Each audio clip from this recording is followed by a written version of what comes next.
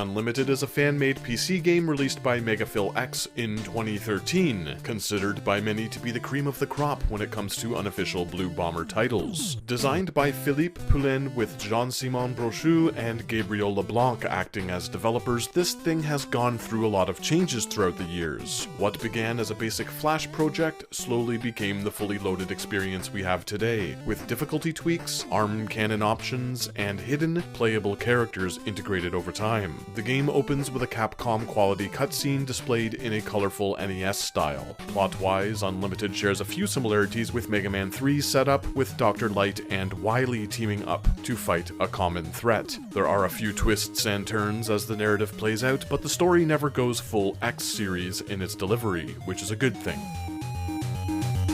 Okay, I get the picture. Let's get this over with. Aww. To me, a classic Blue Bomber tale should settle into the background, a reason to go out and blast 8 new Robot Masters. Throughout the game, Mega Man will come up against familiar friends and foes, as well as a few mysterious new characters. At the end of the day, this is a hearty mega meal, meticulously made with a lot of passion. Getting started is a breeze with option menus that are easy to navigate. My Xbox One controller was immediately recognized, which is only noteworthy when compared to other projects based on this property due to how often they rely on external programs to map the keys to buttons. Sane people don't want to play their Mega Man games on a keyboard. This is a super tight action platformer, and as such, your #1 priority should be controller support. As you can see, there are quite a few options that can be toggled in these menus. Throughout the years, there have been some additions, such as an easy mode and the ability to swap between the standard shot and charge variant. There's an insta-kill alternative for all of you deranged people out there, and a ton of extra challenges that ensure Unlimited lives up to its name. Secret stages, endless attack modes, endurance battles. I think it's safe to say that you won't be getting tired of this Mega Man game anytime quick.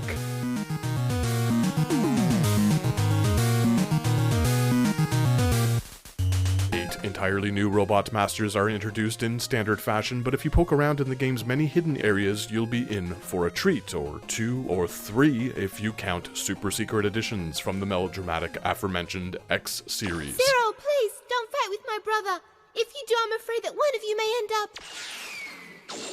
Someone must stop Repliforce. I've already said too much, but if I didn't mention these things, someone would have pointed them out in the comments, so there you go. The truth is out there, these secrets are real. All of the stages represent the themes of the robot overlords who inhabit them exceptionally well. The enemies, traps, and visuals are on par and oftentimes better than those from the official series. All of the obstacles are meticulously placed and conceptually relevant in a way that is truly remarkable. There are a few gimmicks here and there, but Unlimited rarely commits to the Mega Man 8 ideology, where every level needs to be reliant on them.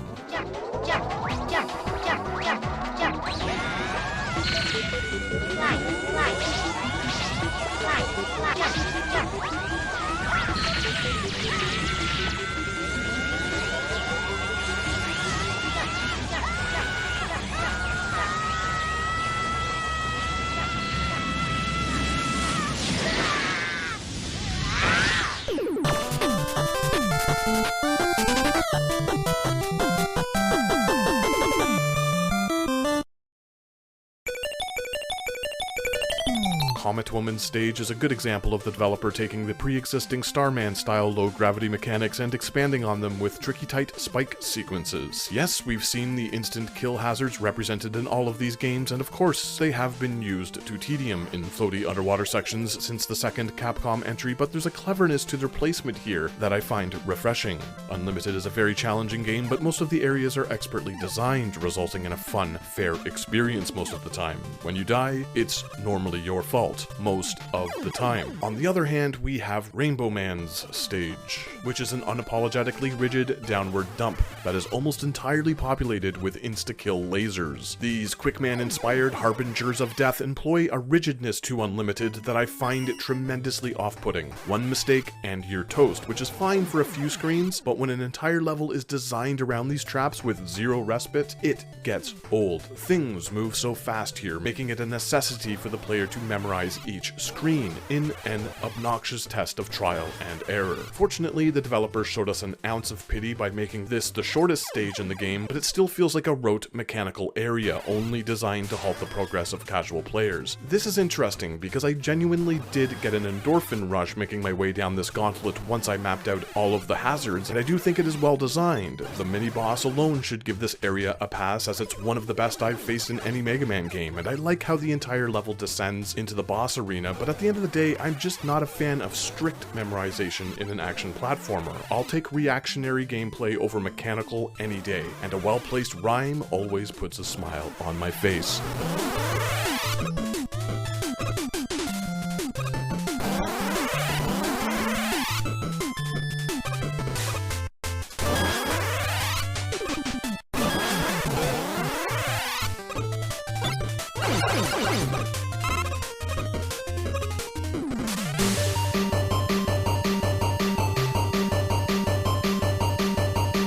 Unfortunately, we're still in Frown Town, so let's get all of the problems out of the way before I continue to sing this game's praises. Jetman. A well-made level with a lot of creative designs, the backgrounds are excellent, and the enemies have that silly, cartoony Mega Man charm we've all grown to appreciate. My problem is that far too many jumps in this place get interrupted by baddies who pop out of the gaps at the last second to send you plummeting into the many pits. The official series began tossing these twats in starting with the 4th entry, and I've never been a fan of them, but in this game you'll need to contend with missile-dumping aerial foes at the same time. I'll admit that this is a bit of a me problem since I insist on completing every stage without the use of boss power-ups, but I'd still like to see an end to this trend. It slows down the pace, unless of course you decide to use the nail shield, which makes these obstacles trivial and my entire complaint rather pointless, so let's move on to my final gripe. This thing.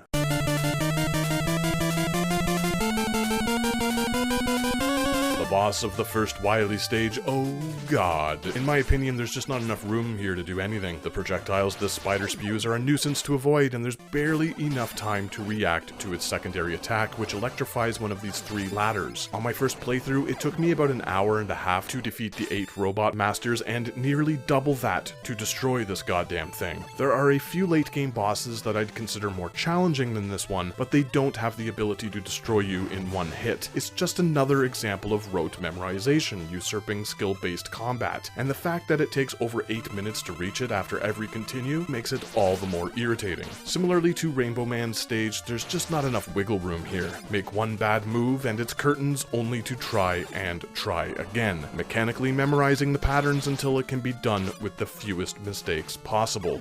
Not my cup of tea. Now that I've aired my grievances, it's time to praise the rest of Mega Man Unlimited. Trinitro Man's explosive stage is one of the best flame-themed entries the series has ever seen, and that's saying something considering how many there have been over the years. Everything is quality here, with the excellent pace of the platforming and thoughtful enemy placements, accentuated by one of the best pieces of Rockman music that I've heard.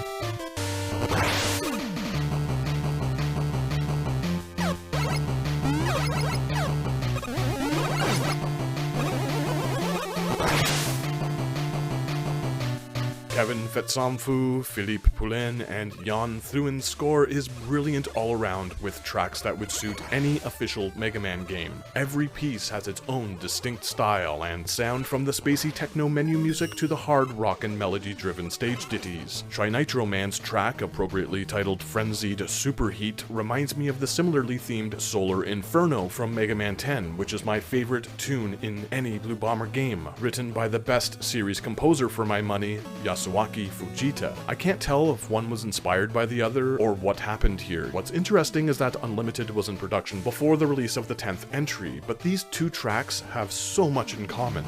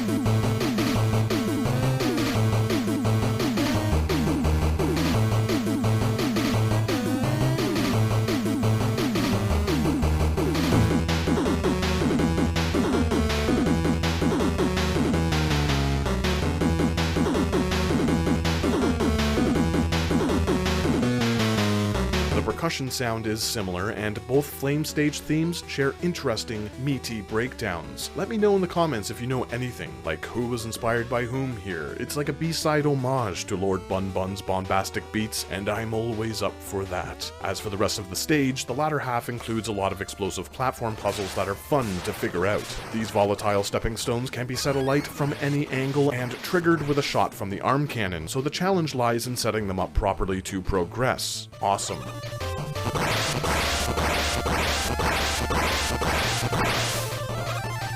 Continuing on and bringing up the music once again, we have Tank Man's theme, which is one of the more dynamic chiptune tracks I've heard in a while. It has an 80s power ballad quality that's just outstanding, with a lot of complexity going on between the heavy percussion and melodic leads.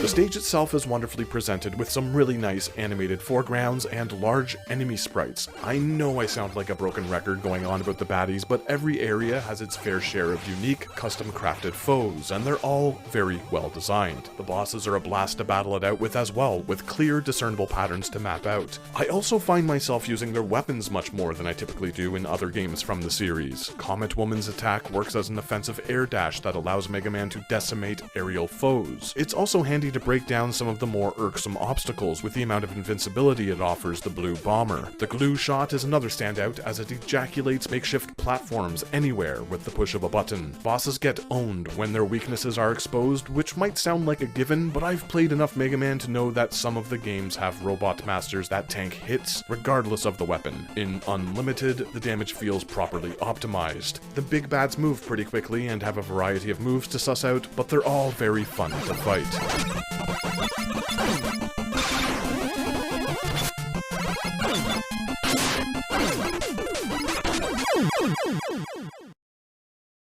The tougher areas include generous amounts of extra lives and E-tanks. Mega Man Unlimited includes the tiny tank fractions from the original Game Boy titles as well. Collecting 4 of these fragments creates a full energy canister, which is a nice touch as it encourages a bit more exploration. Bolts also make their return from the later games in the classic series, and boy are they plentiful. Big bolts, small bolts. It's pretty easy to comfortably purchase items at the shop, including the aforementioned E-tanks, as you'll always have more than enough disposable currency. Now, I see this as a positive thing because each stage only has one checkpoint and things can get pretty hairy at times. There are plenty of branching paths throughout the game that reward adventurous players. Letters that spell out Yoku are carefully hidden. Trust me when I suggest going out of your way to find them. Nail Man's stage takes a lot of inspiration from other thematically similar construction zones. The plop-drop platforms from Gutsman's infamous level have been reworked into vertical traps. This stage also includes quite a few Met variants, as one would expect, along with a well-detailed mini-boss. A lot of the checkpoints in the game are guarded by big bads, and all of them are a real treat to come up against. It's surprising how well this batch of independently created characters fit into the franchise's ethos, and downright shocking that Capcom opted to support the relatively average Street Fighter Cross Mega Man when this exists.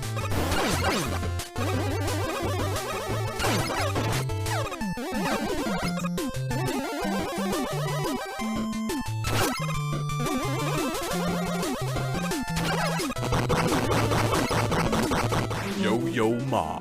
Yo-Yo Man's level is packed to the brim with tether-based platforms that have a sort of rubber band effect when landed on. New enemy designs, great backgrounds, you know the deal. Pushing ahead, I saved the best for last, with a stage that pulls everything together perfectly, if you can pardon the pun. Glue Man, an exceptionally well-crafted level that pushes the boundaries of what a Mega Man game can get away with. From top to bottom, this place is packed with adhesive traps tied together by a central sticky floor gimmick that impedes the Blue Bomber's Megaman's movements. It's impossible to walk or slide along these surfaces, but there are conveyor belts everywhere to make the getting around a bit easier. As I've now said no less than 842 times, the enemies represent the area very well, but a special shout out has to go to these circular ones who work like fly traps. Your pellets stick to them, but here's the thing, if you don't finish them off right away, they'll spat your Mega Lemons out at surrounding baddies. Fans of this channel know how fond I am of enemies who can harm each other, and this is just the next level of that.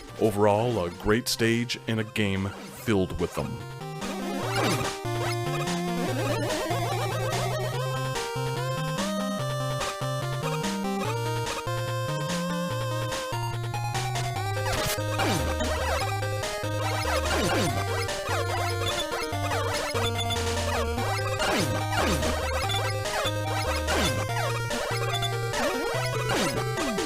When it comes to fan games, Unlimited is up there with rock and roll for me. There's an attention to detail and complexity to both that I appreciate. Street Fighter X Mega Man isn't bad, but it's shallow in comparison, with the gimmick of the crossover being its only interesting feature. In a lot of ways, I think Unlimited is one of the best Mega Man games ever produced. Official or not, this thing delivers, and it's clear that all the folks involved understood what they were doing. I think they deserve a round of applause for their efforts here, and I encourage any fan of the series to give this thing a shot. Yes, it's challenging, and I still stand by my gripes, but hey, I have some problems with the official entries as well, such as the exclusion of the slide maneuver in the Capcom throwback titles. In Mega Man Unlimited, the Blue Bomber can slide, and that's a solid start. The graphics, music, stage, and enemy designs are all just icing on the cake. Don't you ever take my slide ability away from me again, Capcom, and if you're out there making a Mega Man fan game yourself, make sure controllers are supported properly. Next time on this channel, more Mega Man, so stay tuned.